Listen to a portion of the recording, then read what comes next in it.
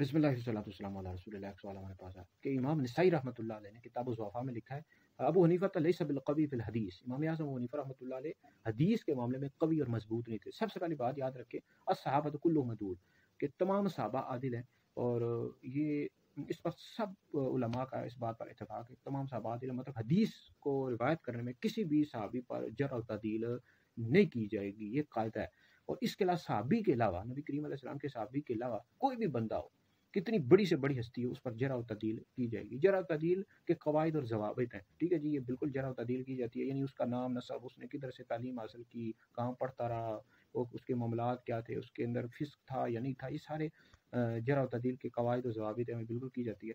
تو جرح و تعدیل بالکل کی جاتی ہے۔ امام اعظم ابو حنیفہ رحمۃ اللہ علیہ پر بھی جرح و تعدیل کی، کیونکہ آپ نے بھی کئی صحابہ کی زیارت کی اور کئی صحابہ سے آپ نے حدیث روایت کی، تو بالکل جرح و تعدیل کی جائے گی۔ خود امام بخاری رحمۃ اللہ علیہ پر علامہ ذیلی نے کی ہے جرح و تعدیل، پھر اس کے علاوہ امام احمد بن حنبل پر علامہ کرابسی نے کی ہے، اس طرح امام شافعی پر یحییٰ بن معین نے کیا، علامہ امام نسائی پر بھی جرح و تعدیل ہوئی ہے۔ بھائی صحابہ پر جرح و تعدیل نہیں ہوگی، صحابہ کے علاوہ کوئی بھی ہستی ہے اس پر جرح و تعدیل ہوگی۔ لیس بالقوی فی الحدیث، تو جرح و تعدیل کے قواعد ہیں، بھائی جرح و تعدیل کی جائے گی۔ علامہ امام اعظم ابو حنیفہ رحمۃ اللہ علیہ کی تو یہ شان ہے کہ آپ کے حوالے سے امام شافعی، امام مالک نے لکھا ہے کہ آپ حافظ الحدیث، تو بہت بڑی ہستی ہے۔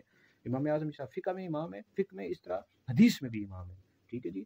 تو یہ جرح و تعدیل کے قواعد ہوتے ہیں۔ وہابی جو ہے نا، ان کو تو عقل ہے ہی نہیں، یہ اس طرح کے اعتراضات، اگر وہابی غیر مقلد ہیں، اپنے آپ کو اہل حدیث کہتے ہیں، یہ اہل حدیث نہیں، وہابی غیر مقلد ہیں، یہ کسی امام کی تقلید ہی نہیں کرتے۔